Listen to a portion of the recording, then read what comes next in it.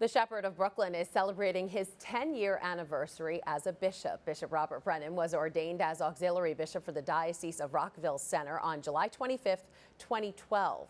Fast forward 10 years, give or take a few days, and Bishop Brennan joins us now to reflect on the past decade. Hi, Bishop. Congratulations on this milestone. Thank you, Christine. All right, so let's go back 10 years. What was your reaction when you received that call from the nuncio that you were to be named bishop?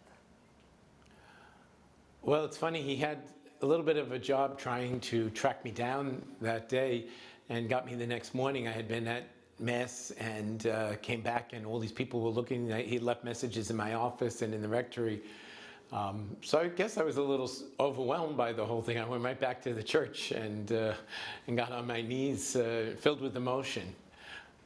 Oh, that's so exciting. Now we have some video of your ordination in Rockville Centre. Let's take a look. I'm sure you remember that day well. Tell us what was going through your mind. There are a lot of happy memories. A lot of happy memories going back, looking at that day. I just remembered being surrounded by so many wonderful people who were there. And even one of the moments was when, as with any ordination, you lay on the floor during the litany of the saints. I really had a sense of that communion of saints, certainly the saints whose names were being called, but a lot of people who I've known through the years who are in heaven. And so I felt a certain closeness to a lot of people, both there in the cathedral and in that communion of saints. Wow, what an experience. What's the biggest thing you've learned in your 10 years as a bishop?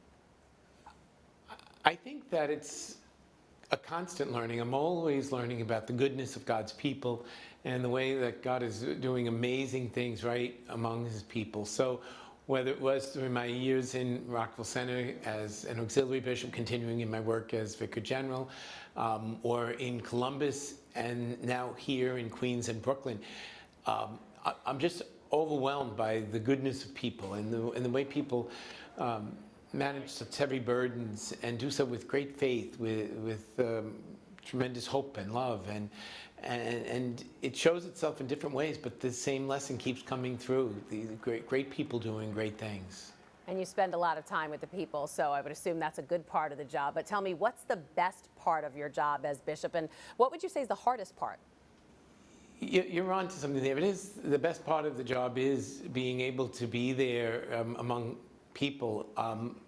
And what I find so moving is that they're among people, it's like I have a front row seat to all the good things that are happening all around us. So there are those great and happy events where you're celebrating things, and I'm right there in the thick of it.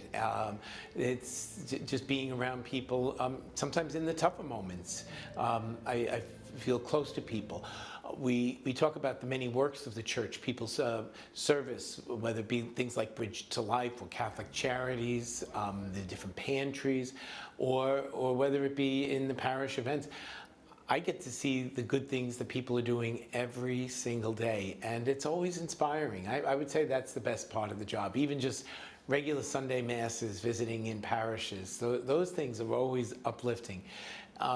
The difficult part of the job, man, I wish I could answer every need, and sometimes it's difficult when you realize, you have resources, whether they be human resources or material resources. I wish I could say yes to everything. I wish I could answer every need. I wish I could provide for every situation. And sometimes we just have to make choices, and you do so trying to do the best you can with what you have and work with people and accomplish what's possible. And I wish I could do some more. So that would probably be the greatest challenge. All right, you were born in the Bronx, raised on Long Island. Did you ever imagine you would be Bishop of Brooklyn? No, I haven't. I couldn't imagine that. Born in the Bronx, I feel that city connection. My father was a police officer in Queens, so I certainly spent a lot of my young life in Queens, more than in Brooklyn. My father comes from Brooklyn, and I spent a good time in Brooklyn, but no, I never thought that. When I was in the seminary, I knew Brooklyn priest. I thought Brooklyn was another world, and I didn't see it. And even some of the great cultural things, like the Mount Carmel feast, or the crossing the Brooklyn Bridge on Good Friday. Those were things I had always read about. And I said, oh, I'd love one day to see it. Never did I imagine I'd be riding on the Giglio or leading the walk across the Brooklyn Bridge on Good Friday. And that experience just happens to me over and over and over again. Things I had heard about, things I had imagined.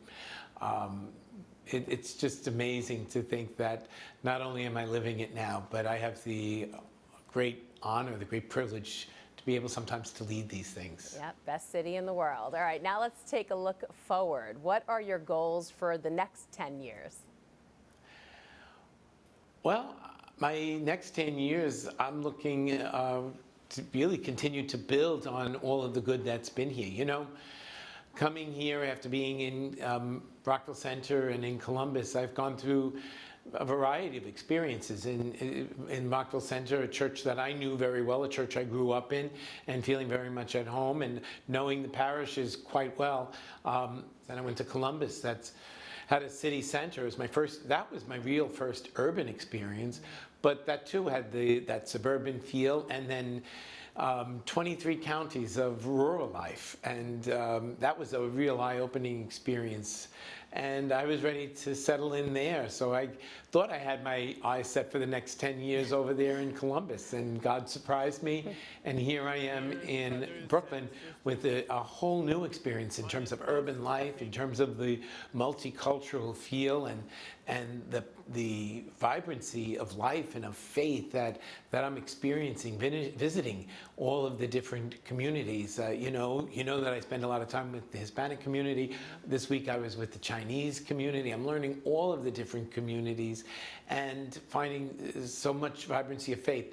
The other thing is, on coming here, I've discovered, and I give Bishop Damasio a lot of credit, but I give the people of the diocese, the priests and the religious and the deacons and all the people of the diocese, such credit for so much good that happens here every single day. This is a great diocese, and it has a great legacy, but that legacy isn't a historical, put it in a museum kind of legacy. It's a living faith. So I guess my goal for the next 10 years, this is a long answer to your question, the next 10 years is really trying to build on that, to continue to learn and to build on the expression of faith that's so amazing here. And we look forward to the next 10 years with you. Brooklyn Bishop Robert Brennan, congrats again on your anniversary.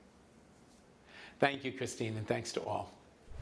Hi, I'm Christine Persichetti, anchor of Currents News. If you like what you saw, please hit the like button on this video. And if you want to see more content just like it, subscribe and click on the bell for notifications. Thanks for watching, because we are putting your faith in the news.